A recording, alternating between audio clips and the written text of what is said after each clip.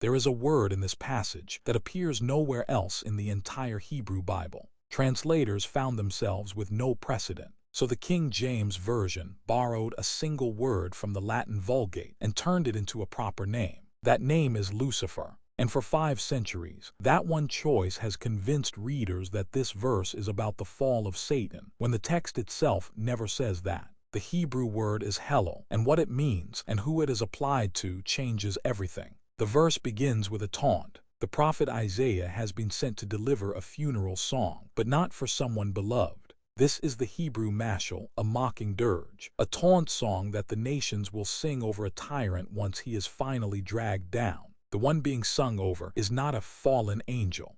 He is the king of Babylon. That is the plain reading of the passage. The whole chapter is a pronouncement against Babylon, and the words that have been turned into a story about cosmic rebellion are actually a funeral liturgy for a human ruler who overreached. The poem does not open with a war in heaven. It opens with a corpse on a battlefield, and the living are standing over it, laughing. But if that is true, then how did the church hear a cosmic war in it? How did a funeral song for the king of Babylon become the story of the devil's fall? That question will drive everything that follows, and the text will not let you settle it comfortably, because the church did not invent the connection out of thin air.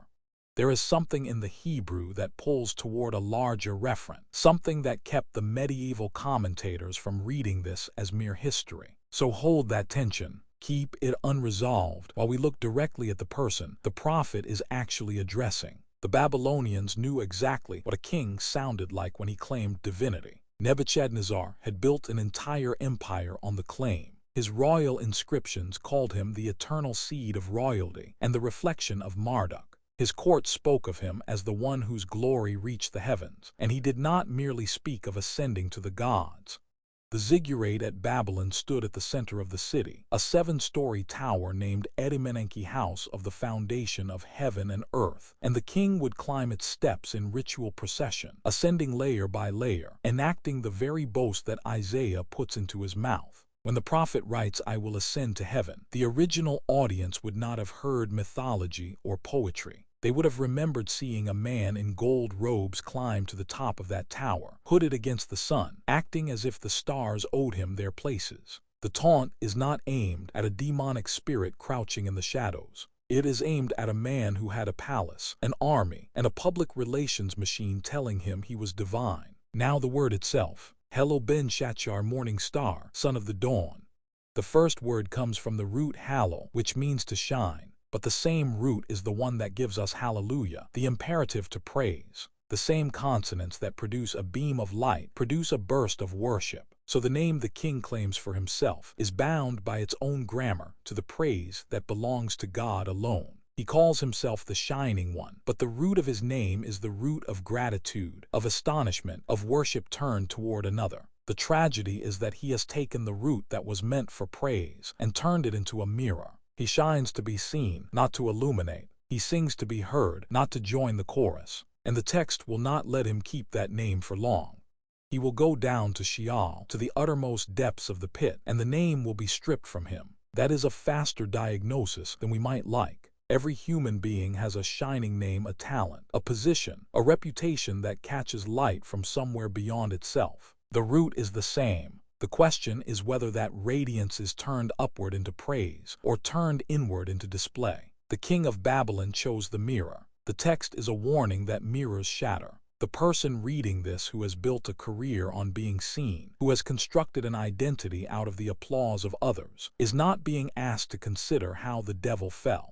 They are being asked to consider how the king fell, how a man with everything decided that having everything was not enough, because he also wanted the throne that the stars were standing on. The taunt itself is relentlessly specific. 5 boasts, each one louder than the last. I will ascend to heaven. I will raise my throne above the stars of God. I will sit on the mount of assembly. I will ascend above the heights of the clouds. I will make myself like the Most High. 5 verbs beginning with the same first-person pronoun, like a coronation speech collapsing into a rant. He is not trying to defeat God. He is not mounting an insurrection against heaven. He is trying to occupy God's address. He wants the mountaintop without the submission. He wants the throne without the obedience.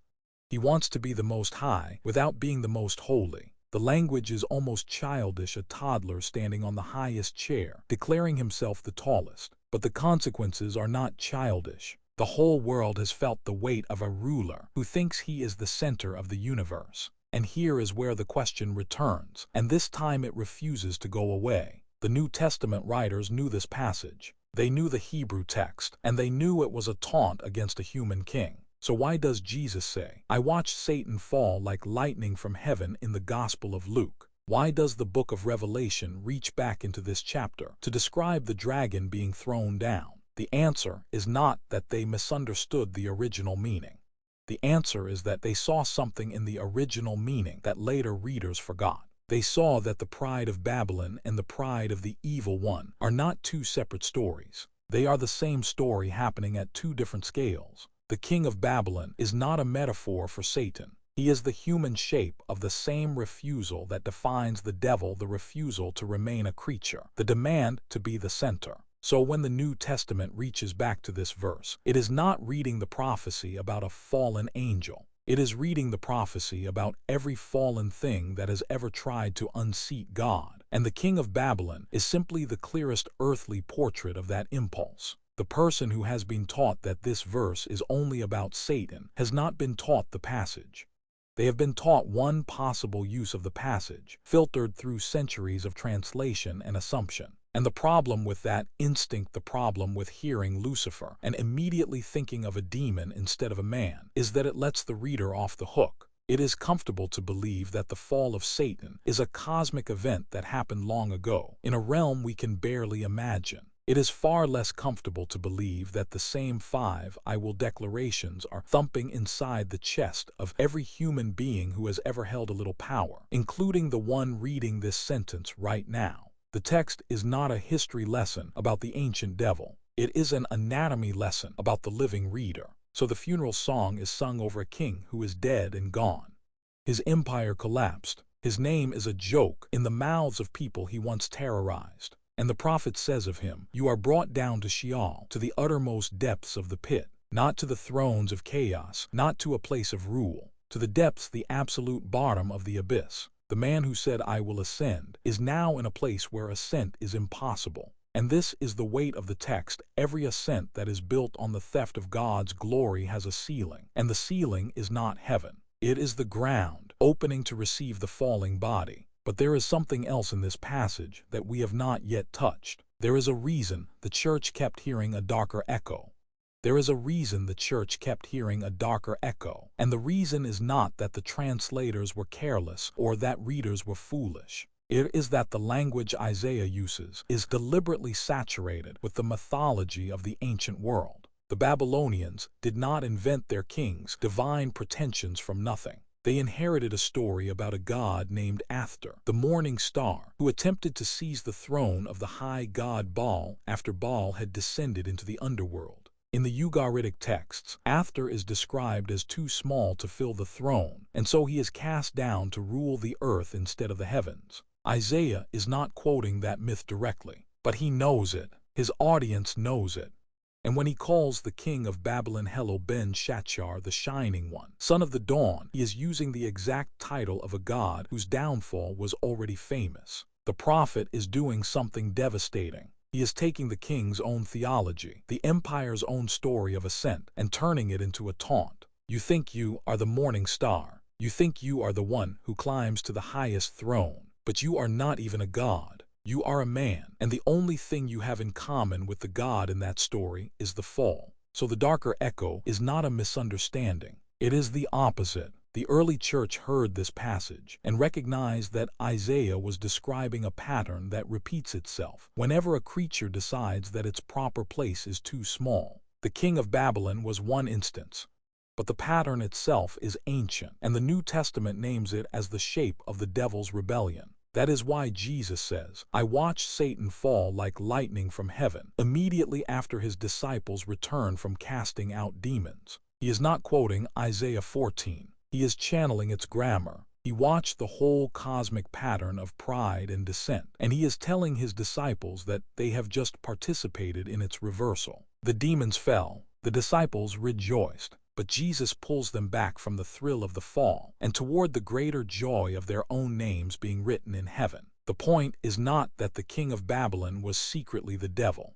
The point is that the devil and the king of Babylon are both expressions of the same refusal, the refusal to remain creaturely, the refusal to let God be God. This is where the passage becomes a knife. It is easy to condemn the king of Babylon. He is dead. He is ancient. He is safe. It is easy, too, to condemn the devil. He is the villain of the whole Bible. He is unambiguously evil. But the text refuses to let the reader hide behind either figure. The 5 boasts: I will ascend to heaven. I will raise my throne above the stars of God. I will sit on the mount of assembly. I will ascend above the heights of the clouds. I will make myself like the Most High are all first-person singular. They are written to be spoken, and when they are spoken, they do not sound like the devil. They sound like a human being who has gotten a little power and decided that the rules no longer apply. They sound like the pastor who believes his platform is more important than his congregation. They sound like the parent who demands submission from a child instead of earning trust. They sound like the employee who climbs over colleagues, the celebrity who mistakes fame for moral authority, the activist who confuses cause with God. The pronoun does not discriminate. The I will is a universal confession. The Hebrew word for the place the king wants to ascend to is Har Mod, the Mount of Assembly, where the divine council gathers. In the ancient worldview, this was the literal summit of the cosmos, the place where the gods met to decide the fate of the world. The king of Babylon wants a seat at that table. He wants a vote. He wants to be among the ones who decide, not the ones who obey. And the prophet's response is clinical in its cruelty. But you are brought down to Sheol, to the uttermost depths of the pit. The Mount of Assembly is above the clouds. Sheol is below the earth. The distance between the ambition and the destination is the entire vertical axis of the universe, and the text measures it without a single word of pity. There is no lament here. There is only the arithmetic of pride. You climbed as high as you could. The fall will be exactly as far. But there is a word in that final phrase that deserves more attention than it usually receives. The Hebrew is yarka, the uttermost, the farthest recesses, the bottommost reaches. It is the same word used for the innermost chambers of the temple, the Holy of Holies, the place so deep that only the high priest could enter. The prophet is using temple language for the grave. Sheol has depths within depths, and the king of Babylon is being sent to the deepest one. He wanted the innermost chamber of heaven. He gets the innermost chamber of the pit. There is a dark symmetry in that. Every human attempt to seize the center of the universe is answered by a descent to the farthest edge of it. The one who demands the throne of glory is given a bed of dust. The one who says, I will be like the Most High, is told that he will be like the corpses trampled underfoot. The very thing he wanted to be to matter, to persist at the center, is the thing he loses first. The New Testament completes this movement by assigning the title of Morning Star to Jesus. In the book of Revelation, the risen Christ says, I am the root and the descendant of David, the bright morning star. The same title that was torn from the king of Babylon is handed to the Son of God. But look at the difference. The king of Babylon said, I will ascend to heaven. Jesus, according to Paul, made himself nothing, taking the form of a servant. The king of Babylon said, I will raise my throne above the stars. Jesus had a throne from the beginning, but did not count equality with God a thing to be grasped. The king of Babylon demanded the highest seat. Jesus took the lowest one, a cross, a tomb, the depths of Sheol itself. And it was precisely from that depth that he was exalted. The pattern of pride is ascent followed by destruction. The pattern of love is descent followed by glory. The church heard the darker echo in Isaiah because it recognized that the king of Babylon was a parody of something truer. He tried to climb to the throne that was already occupied by the one who would later climb down to rescue the people who were trying to steal his seat. Now hold that picture in your mind. The king is on the ground, dead, being mocked by the nations. The prophet has already asked the question that stings every reader who has ever made plans without God. How are you fallen from heaven, O day star, son of the dawn? The word how in Hebrew is Ike, and it is the same word that opens the book of Lamentations, how lonely sits the city. It is a word of lament, of astonishment, of grief at a transformation that feels impossible. The fall of the king is not just a judgment, it is a tragedy. The prophet is not gloating in the way we might expect. He is singing, and the song is a funeral dirge for something that was once beautiful. The morning star was bright, the shining one shone, and now the light is out. That is what makes this passage so terrifying. It never says the king was a monster from the beginning. It says he was a shining one. He was bright. He had a radiance that was real, a glory that was not invented. But radiance is not the same as humility. A star that forgets it is not the sun will eventually burn out in the darkness. This is the application that the text presses on every reader who has ever been called bright or talented or promising. The radiance is real. The gifts are real, but they are borrowed. The light in a star does not come from itself. It comes from the source, from the one who spoke light into existence. And the moment the star begins to believe that the light is its own property, its own achievement, its own reason for being, the moment it begins to compare itself to other stars and demand a higher place in the sky, that is the moment the funeral song begins. The passage does not ask whether you have ever said "I will." It assumes you have. It assumes every reader has built a small throne somewhere, has declared independence in 1,000 small ways, has wanted to be the center of at least one universe. And it does not offer comfort for that. It offers a funeral song. The only question left is whether the song is being sung over you or over something else. So the darker echo resolves into something far more uncomfortable than a myth about a fallen angel. The church kept hearing Satan in this passage because the church knew that the devil is not the only one who has said "I will." But the text itself does not let the devil off the hook by making him the only speaker. The text hands the microphone to the king of Babylon. And then, through the centuries of reading, it hands the microphone to every person who has ever repeated the 5 boasts. The devil is not the exception to the human race. The devil is what the human race becomes when it stops remembering that it is not God. The king of Babylon is not a demon in human flesh. He is a human being who chose the demonic path, the path of self-divinization, the path of the stolen throne, the path that always ends in the uttermost depths of the pit. And the reader who has never chosen that path is welcome to leave the funeral song. But there is no such reader, and that is the heaviest true thing this passage produces. The funeral song is not being sung over a stranger.